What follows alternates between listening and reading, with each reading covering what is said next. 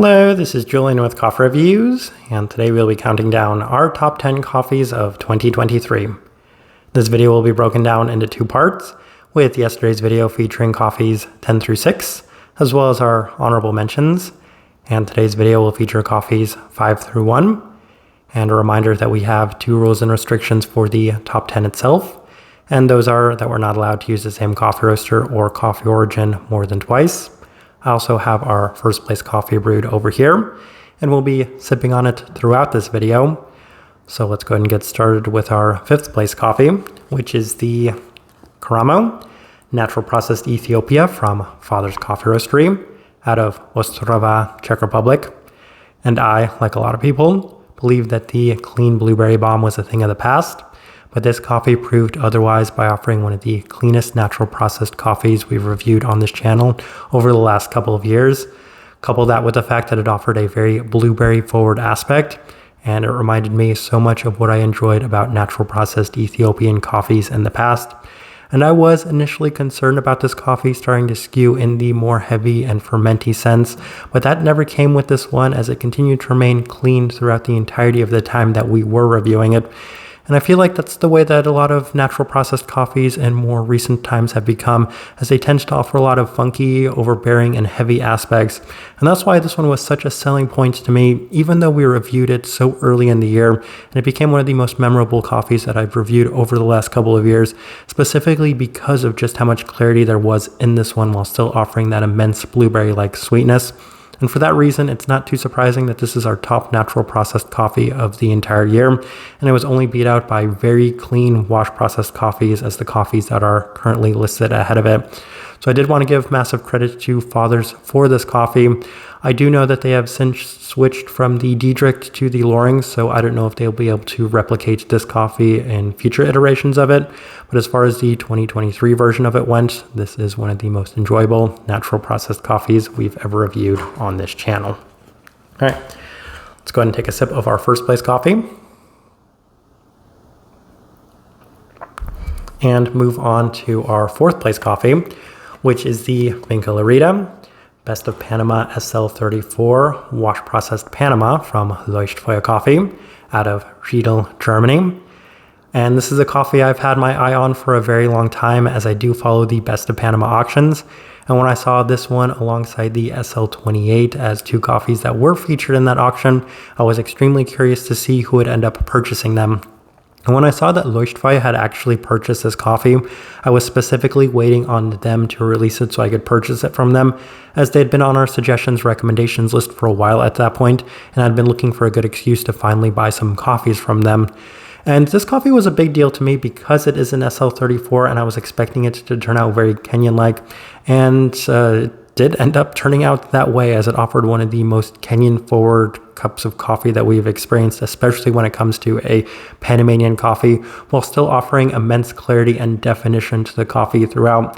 And this is where things do get kind of interesting, because we did have a couple of Panamanian geishas that were on our honorable mentions list. And if you ask me which coffee I enjoyed more between this one, the Firestone, the Deborah Terroir, it's going to be a very difficult decision, as I probably enjoyed those geishas ever so slightly more. But this coffee right here just offered something unique and different from Panamanian geishas, where I've had coffees like those before. I've never had a coffee like this before, as it offered so many of those Kenyan characteristics while still offering some Panamanian-like components to it, most specifically in terms of that clarity and definition. So I wanted to give massive credit to the producer, who I actually met and had a discussion with about this coffee while I was out at the SCAJ event in Japan. And I let them know just how much I enjoyed this coffee and how special I thought it was. And I'm hoping that they do release more of these coffees in the future. But also credit to the coffee roaster, as I think they did a very good job of demonstrating what this coffee is capable of. All right, let's move on to our number 3 coffee. And speaking of Panamanian geishas, we have my favorite Panamanian geisha of the year, and it is the Jansen 107, the wash processed Panama from Apollon's Gold out of Tokyo, Japan. And this coffee right here might have a little bit of recency bias, as it's one of the last reviews we do have on this channel this year. But truth be told, it lived up to some sky-high expectations, as I picked up this coffee while I was out in Tokyo, while I was actually out at Apollon's Gold's coffee, what do you want to say, business, at their business anyway, speaking with the owner himself, and he said that this coffee right here was a game changer, and I keep harping on that mostly because it just set the bar so high for this coffee, but it was a true Panamanian geisha as it offered every single one of the characteristics that I was looking for in the Panamanian geisha realm. Couple that with the fact that they were all in notably high measure, most specifically the florality and clarity, and that one seemed to set it apart ever so slightly, specifically from the Firestone and the Deborah Terroir. And I keep referencing those coffees because I want to say that these 5 coffees that we're discussing from Panama are all kind of at a similar level, but this one right here just seemed to edge those out ever so slightly, probably because of the very memorable floral components that were present within this one.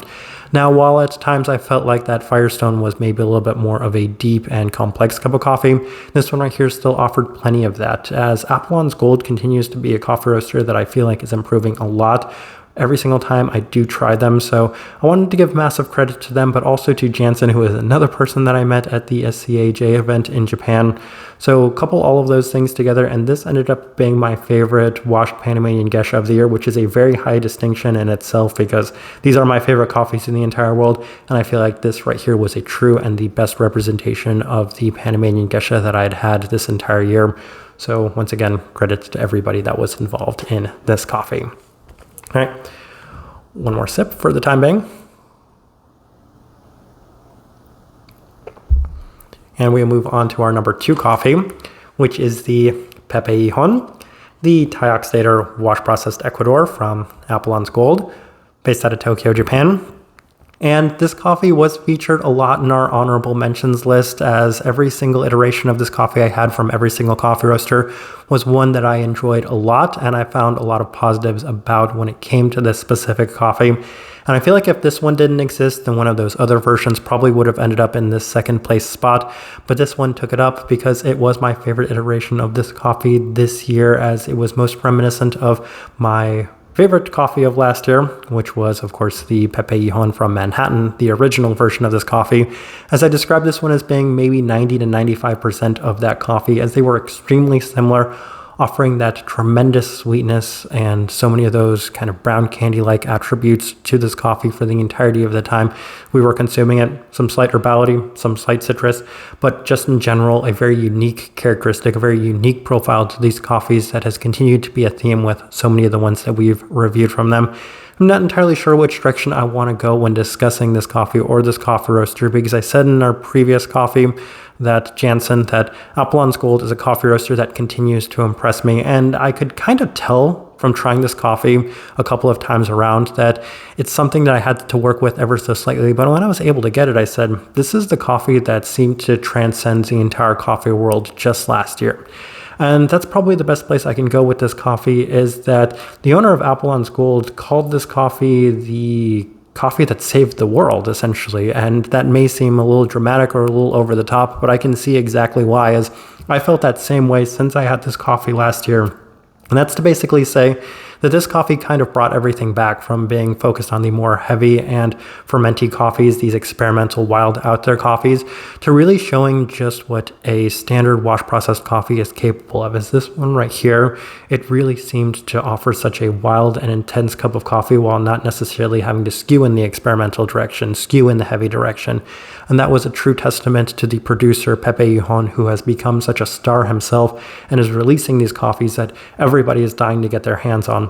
So massive credits to Pepe. Last year I said just how special I thought his coffee was. This year's no exception, as every time I continue to try it, I continue to remain very impressed by it.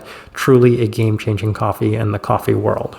All right, and this will be the final sip before we reveal our first place coffee.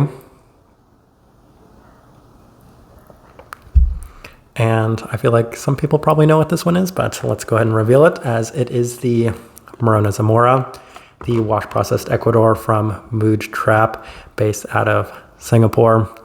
And this coffee right here, as I'm drinking it, it is reminding me of why I loved it so much, and that is because it offers that same sort of sweet intensity that those Pepe Hijón coffees had. As if there's one coffee I could say it reminds me and rivals me the most of last year's iteration of Pepe Hijón, it is this one right here. even though they both have some very distinct characteristics, and you can tell that there are some very different aspects of each of them.